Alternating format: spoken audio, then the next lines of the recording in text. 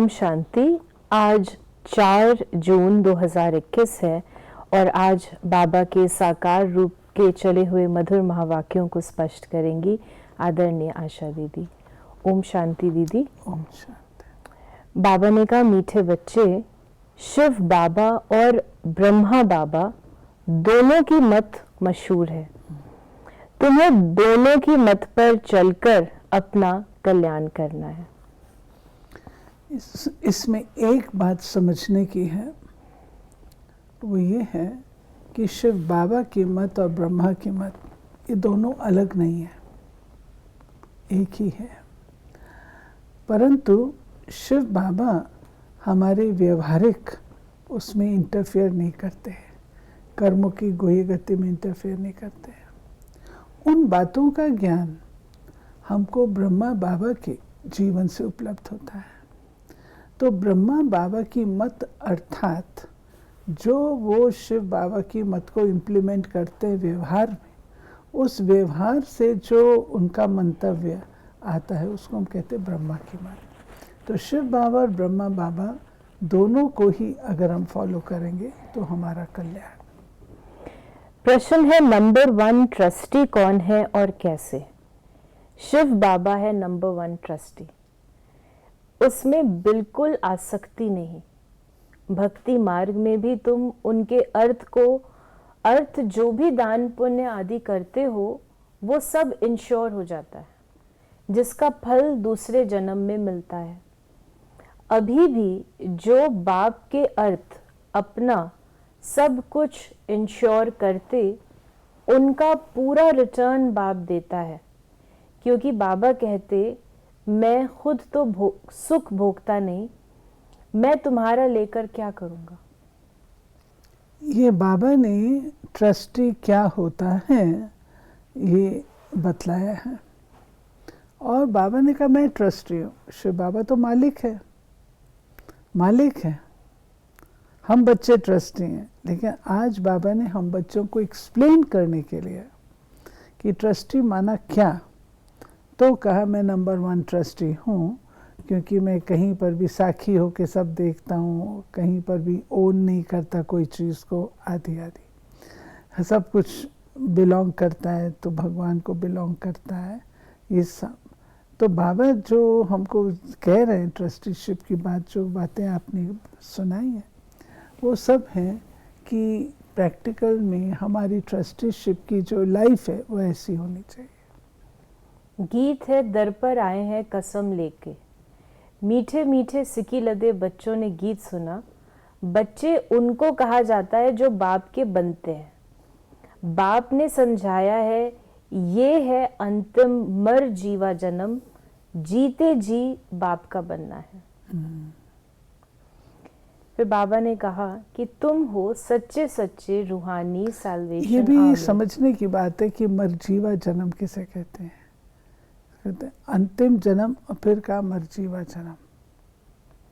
अंतिम जन्म अर्थात ये शरीर में हम आत्मा, ये लास्ट जन्म है, 84वां। और जो मरजीवा कहते बाबा, वो हमारे भारत की संस्कृति में एक शब्द आता है ट्वाइस बॉर्न। ट्वाइस बॉर्न अर्थात जो जन्म लिया वो तो लिया ही, परंतु उसके पश्चात जो उनका ज्ञान का जन्म होता है, जनेऊ सेरेमनी कहते हैं, कहीं उपनयनम कहते हैं, आदि आदि। तो वो जो होता है वो सेकंड बर्थ यानी अलौकिक जन्म उसको कहते हैं। तो बाबा हम बच्चों को कह रहे हैं मर जीवा, पुराने जन्म से मर गए। जो पुराना लौकिक जन्म है उससे मर गए, और जीवा अर्थात जो वर्तमान संगम युग का जन्म है उसमें हम जीते हैं। तुम हो सच्चे सच्चे रूहानी साल्वेशन आर्मी। सुप्रीम रूह डायरेक्शन दे रहे हैं, हू बहू ड्रामा प्लान अनुसार कल्प पहले माफिक। कल्प जो डायरेक्शन देते होंगे वही देते हैं, रात दिन गुहे सुनाते रहते हैं, नया कोई ये समझ न सके। बाबा ने कहा कि भल ये कोई जो बाबा मुरली में हम लोग को सुनाते हैं, मुरली के द्वारा हम बच्चों से मुलाकात करते हैं, तो बाबा कहते हैं मुरली भी वही बच्चे समझ सकते हैं जिन्होंने पहले कोर्स किया हुआ है, फाउंडेशन की, उनको पता है क्या है। नए बच्चों को ला के बिठा दो, बिल्कुल नए नए को, तो वो कुछ भी समझ नहीं सकेंगे, ना आत्मा ना परमात्मा, त्रिमूर्ति कौन, झाड़ कौन, भी कुछ भी नहीं जानेंगे। लैंग्वेज ही नहीं आ रही है हमारी ना, मुरली की लैंग्वेज ही नहीं आ रही है, तो वो ये बातें समझ नहीं सकते हैं। तो बाबा ने कहा कि भल कोई 35-40 वर्ष से रहते हैं, परंतु बहुत हैं जो इन गंभीर बातों को समझते नहीं हैं। बाबा तो रोज नया सुनाते रहते हैं। कराची से लेकर मुरली निकलती आई है। पहले बाबा मुरली चलाते नहीं थे। रात को 2 बजे उठकर 10-15 पेज लिखते थे। बाबा लिखवाते थे, फिर उनकी कॉपियां निकलती थी। राइट, ये शुरू की बाबा बात बता रहे हैं, जो बाबा ने कहा 30-40 वर्ष वाले भी गोई राज को समझ नहीं सकते हैं। वो बाबा क्यों कहता है? क्योंकि कई बार आत्माएं जो हैं वे समझते हैं बाबा ने पहले तो ये बात बताई नहीं, अब ये बात बता रहे हैं, पहले क्यों नहीं बता दिया? तो बाबा कहते हैं हर राज को समझना होता है, किस समय कौन सी बात समझानी है वो तो आपके टीचर को पता है ना। अब कराची में थे 30-40 वर्ष से, बाबा कहते मुरली अब तो 70 साल 80 साल से आ रही। तो पहले बाबा वाणी उच्चारते नहीं थे, लिखते थे। बाबा कश्मीर भी गए तो वहाँ पर भी लिख करके भेजते थे, लिखते थे, उसको फिर बाद में मम्मा पढ़ करके सुनाती थी। रात को 2 बजे उठ करके, तो उस समय ये नहीं था। तो धीरे धीरे धीरे धीरे शिव बाबा ने अपने आप को प्रत्यक्ष किया है। एकदम अगर यूं प्रत्यक्ष कर ले जैसे सूर्य धीरे धीरे धीरे उदित होता है, ऐसे शिव बाबा ने भी अपने आप को धीरे धीरे प्रत्यक्ष किया है, जितना हम उसे अंडरस्टैंड कर सके। क्योंकि बिल्कुल डिफरेंट बैकग्राउंड थी और भक्ति की बैकग्राउंड थी, और अब बाबा को नई दुनिया की स्थापना करनी है, उसके लिए पूरा टोटल नया ज्ञान है। अगर बिल्कुल टोटल नया ज्ञान आकर के ऐसे दे देवे तो बच्चे तो कंफ्यूज हो जाएंगे ना। तो वहाँ से लेते हुए, अंश लेते हुए बाबा धीरे धीरे एक्सप्लेन करते हैं, और आज बाबा की वाणी जो है वो हम आराम से समझ सकते हैं, क्योंकि अब ज्ञान का देना कंप्लीट हुआ। अब कोई बाबा ने नया ज्ञान नहीं दिया। आप देखेंगे बाप दादा के जो अव्यक्त महावाक्य हैं उनमें भी कोई नया ज्ञान नहीं है, परंतु ब्रह्मा बाबा ने उस ज्ञान को कैसे धारण किया है वो अनुभव के रूप से आता है।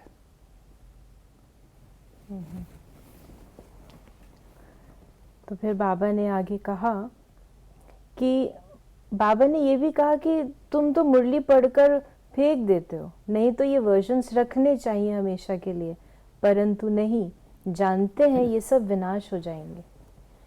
चित्र आदि जो भी तुम बनाते हो थोड़े समय के लिए हैं, फिर ये दब जाएंगे, फिर वहां न शास्त्र न चित्र आदि कुछ भी नहीं रहते, फिर ये जो कुछ चल रहा है कल्प बाद भी होगा। फिर बाबा ने कहा अब मैं तुमको ऐसे कर्म सिखाता हूं जो कभी दुख नहीं होगा और माया भी वहां नहीं होगी। बाकी है मर्तबा, जो जितना इंश्योर करे। शिव बाबा भी ट्रस्टी है। दूसरे की आसक्ति जाएगी। कोई ट्रस्टी तो किसका खाना ही खराब कर देते हैं। बाप तो देखो कैसा ट्रस्टी है, कहते हैं ये सब कुछ बच्चों के लिए है।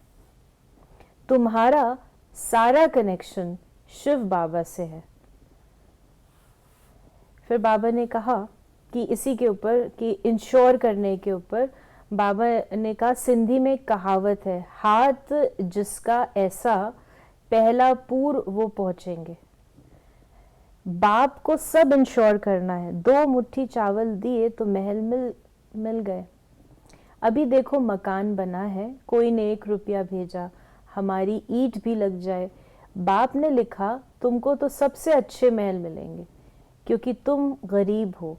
मैं हूं ही गरीब नवाज। गरीब का 1 रुपया तो साहूकार का 10,000, दोनों को एक ही मर्तबा मिल जाता है। साहूकार बहुत मुश्किल आते हैं। ये बाबा गुह्य गति बता रहे हैं, गुह्य गति बता रहे हैं। एक्चुअली धन से की हुई सेवा, धन की बात नहीं है, उसके पीछे आपकी भावना क्या है। कई बार गरीब बच्चे बहुत भावना से लेके आते हैं। साहूकार ऐसे समझेगा मैं तो बहुत कर सकता हूँ, उसको अपने करने का भी नशा होता है, और करने के पश्चात उसकी रिटर्न का भी एक्सपेक्टेशन होती है, हमें पूछा जाए, महत्व दिया जाए। गुप्त दान का महत्व है, एक हाथ से दिया दूसरे को पता ना लगे। दे करके कुछ भी रिटर्न एक्सपेक्ट ना करना, दूसरों को प्रेरित करना, ये सबके नंबर है, सबके नंबर है। अगर करके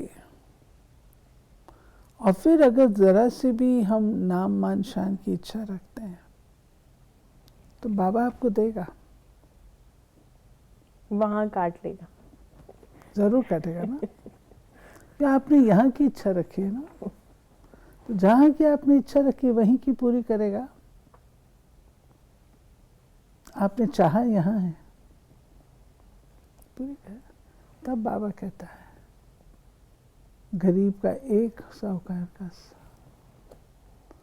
वो एक दे करके भी कहता है बाबा स्वीकार कर लेना, बाबा स्वीकार कर लेना।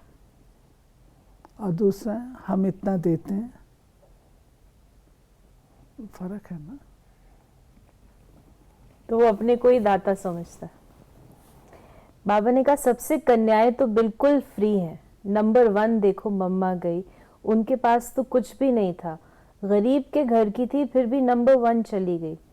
इनसे सब कुछ, इसने सब कुछ दिया, फिर भी पहले लक्ष्मी फिर नारायण। तो बाबा ने फिर कहा कि कितना वंडरफुल खेल है, तो कभी किसी बात में संशय नहीं होना चाहिए। बाप दादा कोई कम थोड़े है, जरा भी संशय इसमें नहीं लाना चाहिए। बहुत मीठा भी बनना है, कदम कदम पर श्रीमत लेनी है। बाबा कहते हैं पूरा समाचार लिखो, बाबा हर प्रकार की संभाल करेंगे।